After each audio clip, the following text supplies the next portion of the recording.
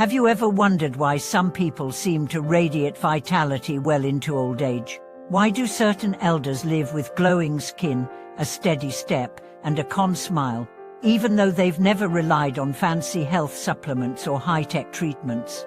Welcome back to the channel.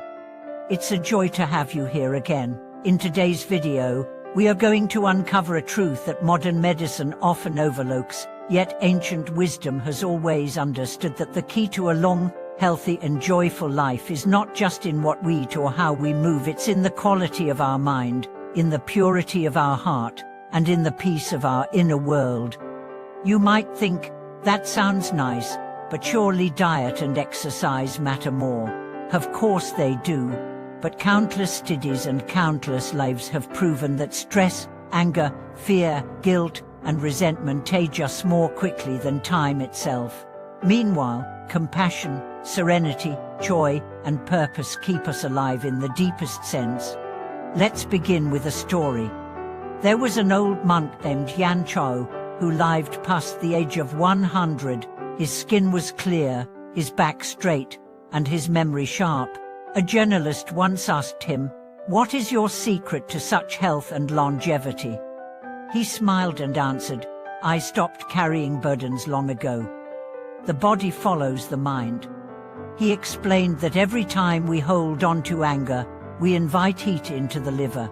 Every time we ruminate on guilt, we strain the heart. Every time we live in fear, we freeze the breath. But when we cultivate forgiveness, joy, and equanimity, our internal systems begin to flourish. This is not just poetic, it's physiological. When you live with a mind at ease, your nervous system calms, your hormones balance, your digestion improves, your sleep deepens, your cells repair. That's why a peaceful heart is more nourishing than any tonic. But how do we reach that state? Let's start by talking about the most common cause of inner pollution: stress. Stress has been called the silent killer, and not without reason. Chronic stress is linked to heart disease, diabetes, inflammation, autoimmune disorders, and even cancer. But stress is not always caused by external pressure. Often, it comes from internal resistance. We get angry because we want others to act differently. We get anxious because we fear losing control. We feel guilt because we expect ourselves to be flawless. We replay conversations. We fear the future. We regret the past. And all of this lives in our body, like clutter in a house. The ancient path to health begins by cleaning the mind. Master Sheng Yen once said, "A clean mind is like a still lake. It reflects truth clearly." So the first practice is stillness. Even just 5 minutes of silence each day, watching your breath, observing your thoughts, releasing judgment begins to clear the chaos. Over time, the stillness stretches. It follows you into conversations, traffic, work, family life. You become less reactive, less rigid, more free. Next is letting go. So much of our mental suffering comes from attachment to status, to control, to resentment. Letting go is not weakness, it's intelligence. It means choosing lightness over heaviness, freedom over fixation. There's a saying, you don't get ulcers from what you eat, but from what's eating you. When you forgive someone, you're not excusing their behavior. You're reclaiming your health. Forgiveness softens the heart, and a soft heart heals the body. Then comes gratitude. Gratitude changes our biochemistry. When you feel thankful, your brain releases dopamine and serotonin, natural antidepressants. Your blood pressure drops, your immune system strengthens. But gratitude isn't just saying thank you. It's a posture of presence. It's waking up and noticing the sun. It's eating with appreciation. It's smiling at a stranger. It's remembering, this breath is a gift. People who live long, happy lives often share this trait. They're not chasing life. They're living it.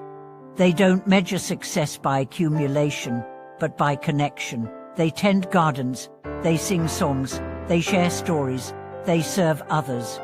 Their joy comes not from more, but from enough. They rest when tired. They laugh when amused. They cry when moved. They live honestly. This authenticity is medicine. Pretending exhausts the soul, but living truthfully, even imperfectly, restores it.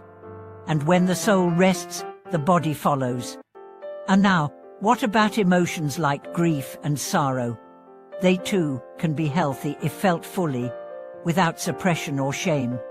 Crying can cleanse the lungs and open the heart. Speaking your pain can lower blood pressure. Expressing vulnerability can reduce isolation, but only if done consciously. There's a difference between processing and wallowing, between feeling and clinging. Let the feeling move through you, not settle in you. Like weather, it comes and goes. And always, beneath the storm, is the sky. Your sky. Your still, clear, boundless mind. Return to it, again and again. This is the practice. Of course, you can still eat nourishing food. Move your body, drink water, take herbs, but let these be companions, not substitutes for inner hygiene. Because no supplement can counteract a bitter heart, and no pill replaces a life lived with grace.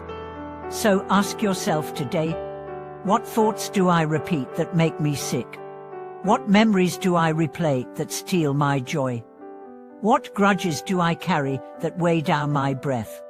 And most importantly, what would it feel like to let them go? Right now, to release the blame, to bless the moment, to breathe deeply. That is health. That is vitality. That is the beginning of longevity, not in years, but in presence. Thank you for watching this video. If something in these words helped you remember your own lightness, please let us know in the comments. Like, subscribe, and return with us to this path of healing from the inside out. Until next time, may your heart be clear, your mind be calm, and your life be filled with the kind of health that no medicine can buy.